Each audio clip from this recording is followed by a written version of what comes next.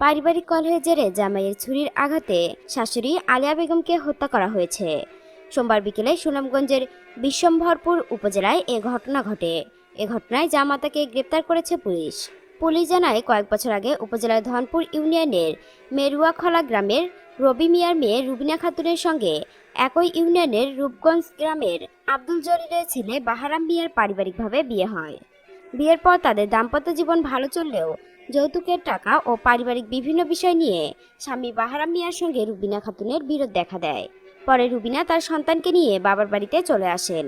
বিকেলে সন্তানকে দেখতে এবং স্ত্রীকে নিজের বাড়িতে নিয়ে আসার জন্য শ্বশুরবাড়িতে যান স্বামী বাহারাম মিয়া। সেখানে স্ত্রী রুবিনা ও শাশুড়ি আলিয়া বেগমের সঙ্গে কথা কাটাকাটি হয়। এক পর্যায়ে শাশুড়িকে বাহারাম মিয়া ধারালো ছুরি দিয়ে আঘাত করলে তিনি মাটিতে লুটিয়ে পড়েন। এতে ঘটনাস্থলে আলিয়া বেগমের মৃত্যু হয়। বিশ্বম্ভরপুর থানার ওসি মোহাম্মদ সাইফুল আলম বলেন, পারিবারিক বিরোধের জেরে এই হত্যাকাণ্ডের ঘটনা ঘটেছে। স্বামী বাহারাম মিয়াকে গ্রেপ্তার করে আদালতে পাঠানো হয়েছে।